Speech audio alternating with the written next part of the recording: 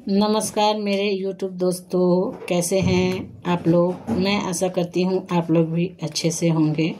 मैं चंदा साहनी अपने भक्ति चैनल RCK248 से आप सभी का हार्दिक स्वागत करती हूँ। राधे राधे। आज हम जानेंगे गोवर्धन पूजा के बारे में। आइए जानते हैं कैसे मनाएं, कब मनाएं, क्या करें क्या नहीं करें। गोवर्धन पूजा, जिसे अन्नकूट या जिसका अर्थ है भोजन का पहाड़ के रूप में भी जाना जाता है, दिवाली के चौथे दिन कार्तिक मास के उज्ज्वल पखवाड़े के पहले चंद्र दिवस पर मनाया जाने वाला एक हिंदू त्योहार है।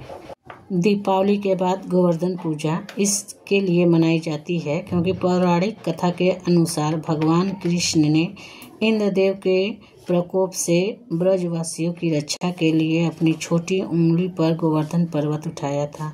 यह पूजा भगवान कृष्ण के प्रति आभार व्यक्त करने के प्रकृति पर प्रतिकूलता दर्शाने की मनाई जाती है। अन्नकूट के रूप में भी मनाई जाती है। भगवान कृष्ण के द्वारा पर्वत उठाना। इंद्रदेव के क्रोधित होने पर मूसलाधार बारिश पर ब्रजवासियों की रक्षा के लिए भगवान कृष्ण ने गोवर्धन पर्वत को अपनी सबसे छोटी उंगली पर उठाया था। प्रकृति के प्रति कृतज्ञता। यह पूजा प्रकृति और पर्वत के महत्व को दर्शाती है क्योंकि भगवान कृष्ण ने सिखाया था कि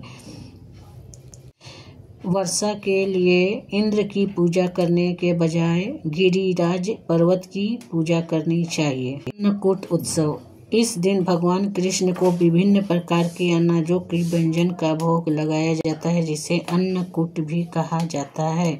नियम और परंपराएं। इस दिन गोबर से गोवर्धन पर्वत की आकृति बनाकर गाय और बैलों की पूजा करके परिक्रमा करने से पर्व मनाया जाता है। भारतवासियों द्वारा गोवर्धन पूजा से कौन नाराज हुआ था? गोवर्धन पूजा से इंद्रदेव नाराज थे। ऐसा माना जाता है कि इंद्रदेव को अहंकार से भरे हुए थे और उन्होंने ब्रजवासियों पर भारी बारिश की।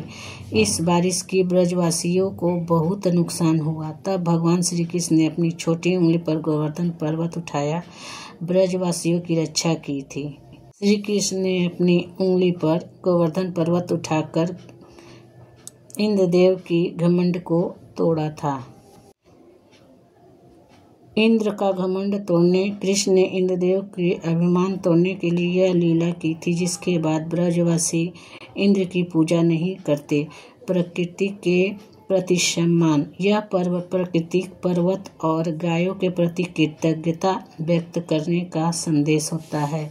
अन्नकूट। इस दिन तरह तरह के पकवानों से अन्नकूट बनाया भगवान को चढ़ाया जाता है, जो कृष्ण की अन्न की महत्ता को दर्शाता है। प्राकृतिक पूजा। लोग घरों में गोबर और गोवर्धन पर्वत की आकृति बनाकर उसकी पूजा करते हैं। गोवर्धन बनाते समय यह ध्यान रखें कि उसकी दिशा किस तरफ होना चाहिए। ध्यान रखें कि गोवर्धन का मुंह पश्चिम दिशा में होना चाहिए। यह पर्वत बनाने की सरल विधि है। पूजा के बाद गोबर को किसी पवित्र स्थान या पौधों की जड़ों में दबा दें। गोबर यहाँ की मिट्टी को उपजाऊ बनाने के साथ पर्यावरण की भी सुरक्षित करता था। गोधन कौन थे? कन्याओं द्वारा गोधन नामक आकृति घर में बनाई जाती है। यह एक पौराणिक मान्यता से जुड़ी है।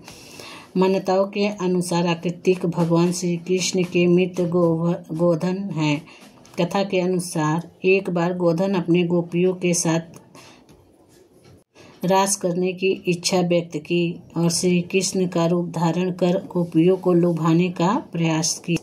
पूजा के दौरान गाय की गोबर से तमाम सांप और बिच्छू बनाए जाते हैं। अंत में महिलाओं गोधन को कूटकर और रेंगनी के कांटे अपने जीभ में गाड़कर भाई की लंबी उम्र की कामना करती हैं।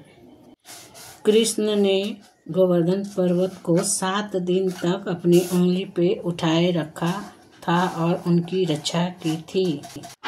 गोधन कूटने की परंपरा को मुख्य रूप से भाई की लंबी आयु की कामना के लिए बहनें करती हैं।